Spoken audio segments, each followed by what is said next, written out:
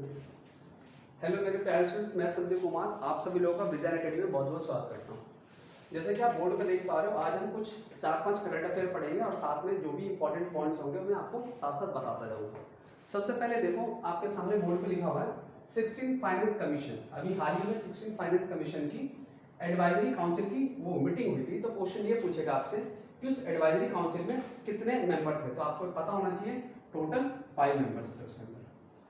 उसके बाद अगर आपसे कोई पूछता है कि फाइनेंस कमीशन में काम क्या होता है, वर्क क्या करता है, तो ये एडवाइजरी नेचर का है बॉडी जो कि टैक्सेस के डिस्ट्रीब्यूशन के बारे में बताता है कि सेंटर और स्टेट के पास कितना पैसा रहेगा। एट प्रेजेंट ध्यान रखना, ये 16 फाइनेंस कमीशन चल रही है। इससे पहले 15 फाइनेंस कमीशन थी जिसके अंदर 41% शेयर स्टेट को मिलेगा और रिमेनिंग पैसा सेंटर के पास रहेगा।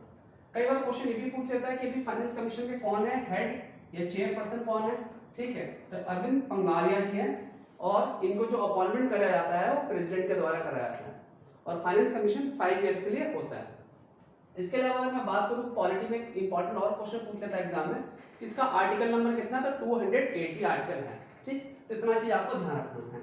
साइड में बस मैंने बगल में लिख दिया कि टोटल इंडिया में स्टेट है एट प्रेजेंट 28 और यूटी है 8। यहाँ पे भी बच्चे कई लोग गलती कर बैठते हैं, उसको ध्यान रखना। चलो अब सेकंड क्वेश्चन देखो, अभी हाल ही में पेरिस में ओलंपिक हो रहा है 2024 के। तो पेपर में एग्जाम में क्वेश्चन ये पूछेगा चीफ डी मिशन किसको अपॉइंट करा गया है। तो आंसर याद रखना, गगन नारंग को अपॉइंट करा गया है, गगन नारंग को। इसका मतलब कई बार लोगों को समझ में आता है कि सर ये होता क्या है चीफ डी मिशन। मतलब ओलंपिक में जितने भी लोग पार्टिसिपेट कर रहे हैं तो उनकी प्रॉब्लम को, उनकी देखरेख करना, कुछ भी प्रॉब्लम है तो उसको सुनना, आगे मैसेज पहुंचाना, इनका काम होता है चीफ डी मिशन को। ठीक, इसके अलावा कई बार आप सबको कहा है कि जब भी आप ओलंपिक पढ़ते हो तो थोड़ा अपना पीछे की चीजें करंट अफेयर को रिवाइज कर लिया करो। जैसे एक इंडियन ओलंपिक एसोसिएशन होता है, इसके बारे में जाओ और पढ़ो और कुछ डाटा अपने आप नेट से सर्च करके लिखो। ठीक है, ऐसे इंटरनेशनल ओलंपिक एसोसिएशन भी होता है तो उसके बारे में जानने की कोशिश करो। फिर ये देखो कि ओलंपिक कितने साल पर होता है, 4 साल पर होता है। ठीक है, ये सारी चीजें जो है आप अपनी तरफ से रिसर्च करके लिख सकते हो। देन थर्ड जो क्वेश्चन है वो भी हाल ही में इंडिया रशिया विजिट पे गए थे तो वहां पे बात हुई थी 100 अरब अमेरिकन डॉलर की ट्रेड करने की बात करेगी। तो क्वेश्चन ये पूछेगा ये टारगेट कब तक पूरा करने का है, तो 2030 तक है। अब यहाँ से थोड़ा चीज ध्यान रखना, जैसे रशिया की कैपिटल आपको पता ही है मॉस्को, और आपका क्या कहते हैं करेंसी क्या है, रूबल्स। याद रखना एग्जाम में बहुत बार क्वेश्चन आता है करेंसी के ऊपर, तो जितनी भी कंट्री न्यूज में रहती है तो उसके बार बार करेंसी के बारे में आप नेट से सर्च करके पढ़ सकते हो।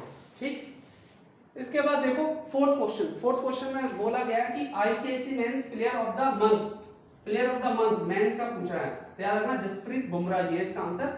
ठीक है, अगर एग्जाम के अंदर वुमेन का पूछा जाए जून मंथ में तो याद रखना स्मृति मंदाना, ये इंडियन क्रिकेट टीम की वाइस कैप्टन भी है, इस चीज का ध्यान रखना।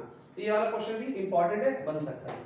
देन अभी हाल ही में एक मीटिंग हो रही है ब्रिक्स पार्लियामेंट फोरम, ये कहां हो रही है, रशिया में हो रहा है। तो इस ब्रिक्स पार्लियामेंट फोरम में इंडिया की तरफ से कौन रिप्रेजेंट कर रहा है, तो याद रखना ओम बिरला जी रिप्रेजेंट कर रहे हैं। और आपको अभी हाल ही में पढ़ा था कि ओम बिरला जी कौन से नंबर के हैं, स्पीकर अभी बने, अभी 18 लोकसभा चल रही है, तो दोबारा रीअपॉइंट हो गए हैं।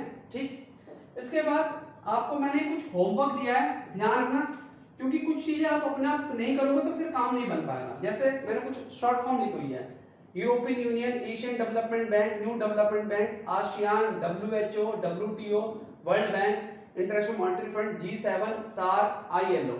ये वो क्वेश्चंस है जो हर बार किसी न किसी एग्जाम में पूछता है। तो आपको करना क्या है इसके अंदर, पहला तो इसका फुल फॉर्म आपको पता होना चाहिए, उसके बाद इसके कोई हेड है तो उसके बारे में पता होना चाहिए, इसका हेडक्वार्टर कहाँ है, और जितनी भी इंटरनेशनल ऑर्गेनाइजेशन में इंडिया मेंबर है वो तो आपको रटा होना चाहिए दिमाग में।